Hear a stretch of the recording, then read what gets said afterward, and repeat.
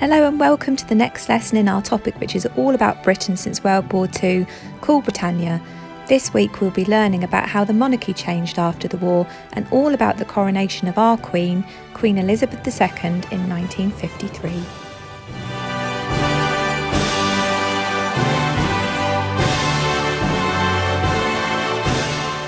To understand more about her reign as Queen of the United Kingdom and the Commonwealth nations, it's important to know who was king before her and what it was like at that time. This is the Queen's father, King George VI, who ruled Britain between 1936 and 1952.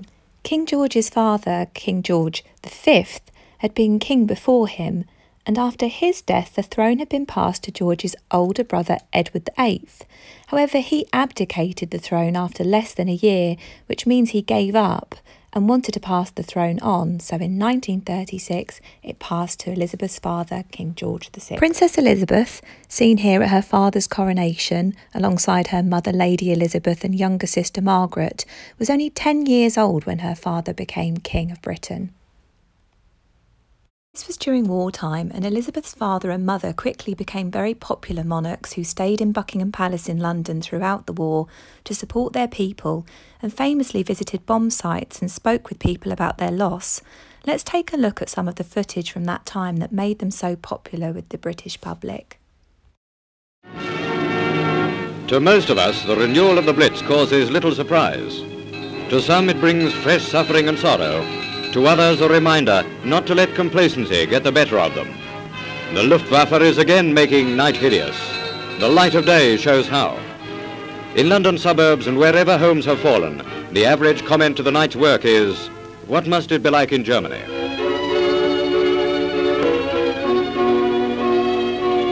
While demolition parties still work amid the ruins, the King and Queen travel from one district to another to express their sympathy and concern for those who have been made homeless.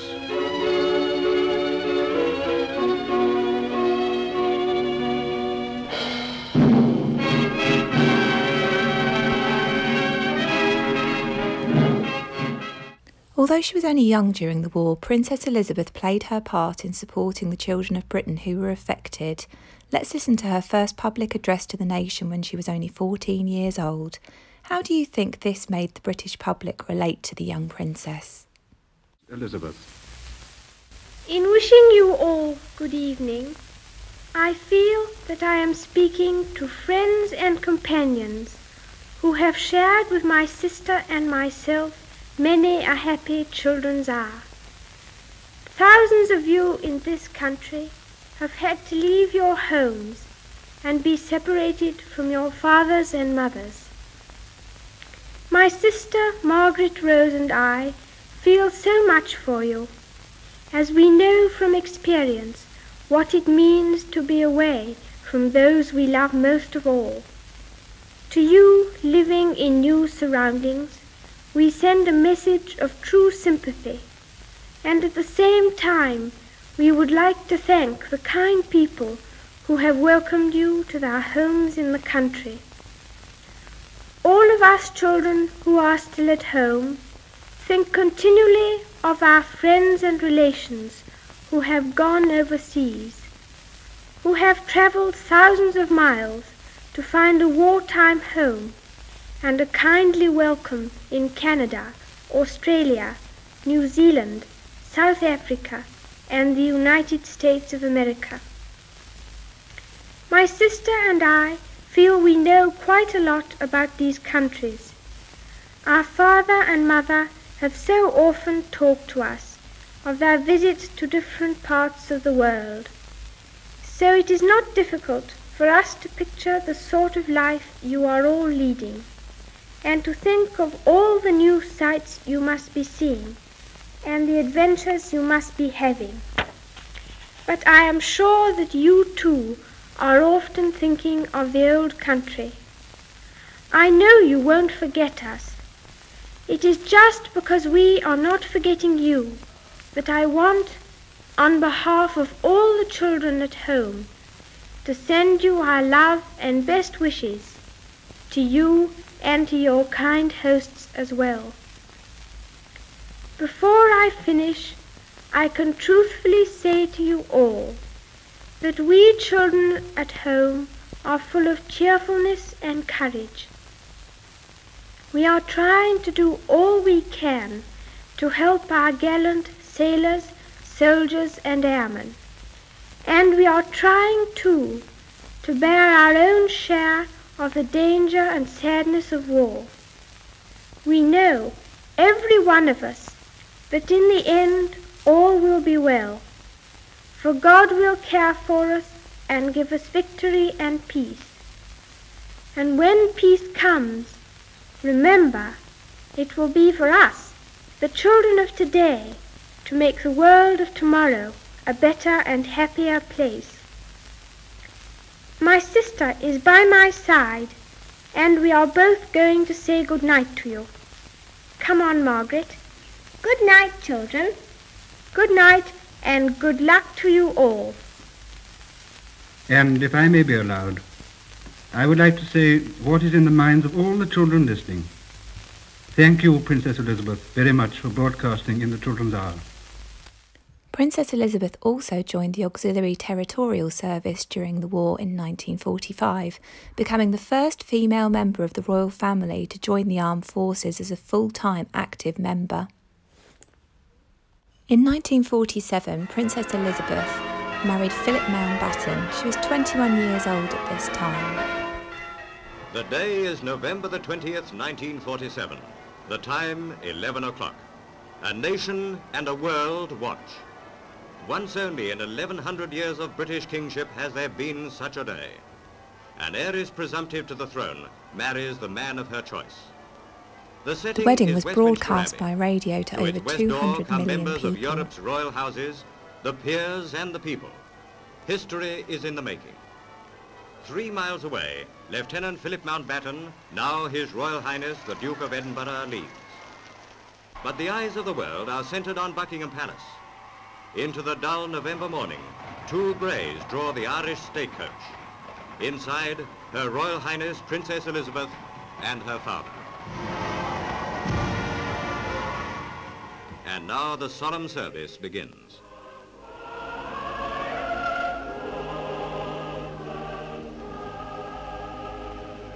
Although it was 2 years after the war, things were still rationed in Britain, and the princess wasn't exempt from this. She famously paid for her dress with clothing coupons, just like anybody else would have had to do at the time. And now they are man and wife.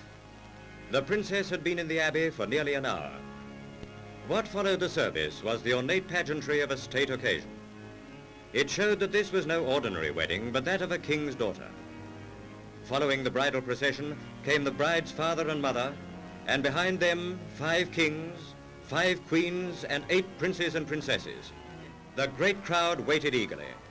There was a roar of excitement as the princess, aided by her husband, appeared and stepped into the glass coach for the drive back to the palace. It was the signal for the most heartfelt outburst of affection that Britain has seen since the bride's parents led the coronation parade. You can see from the footage taken at the time just how popular the young princess was becoming with the public. Crowds and crowds of people who turned out on the day to support the princess and wish her well. The joy of princess and people was now complete. King George VI died in 1952 and Elizabeth was proclaimed Queen the following day. This is London. It is with great sorrow that we make the following announcement. His Majesty the King passed peacefully away at a few minutes before 12. Princess Elizabeth was 25 years old when she became Queen.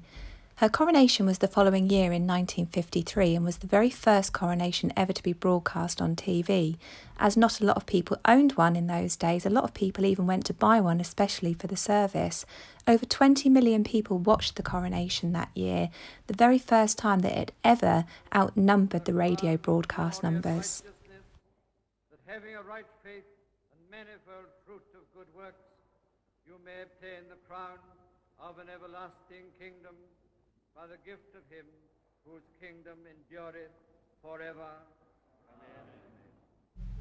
Queen Elizabeth II had by this time cemented her place as the most popular and the most famous of all the royals. Described by her fans as admirable, hard-working, respected, dignified and dedicated. She's the longest reigning monarch that Britain has ever had at 68 years on the throne. Queen Victoria only managed 63.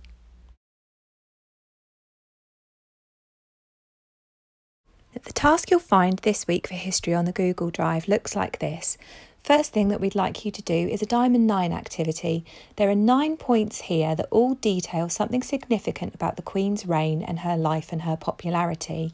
We'd like you to choose the thing that you think makes her the most popular, and that will be placed at the top of the Diamond 9. The next 2 on the next layer, the 3 in the middle, the 2 underneath, and then lastly, the reason that you think is the least most significant. You don't have to cut them out and stick them on if you don't want to. You could just label them and do them 1 to 9. The next challenge for you to try is all to do with the Queen's image and other significant individuals' images on banknotes in Britain. It's actually the 50th anniversary this year of the Queen having her face on all of our money. You'll always see on the other side of any banknote, we choose a significant and influential person.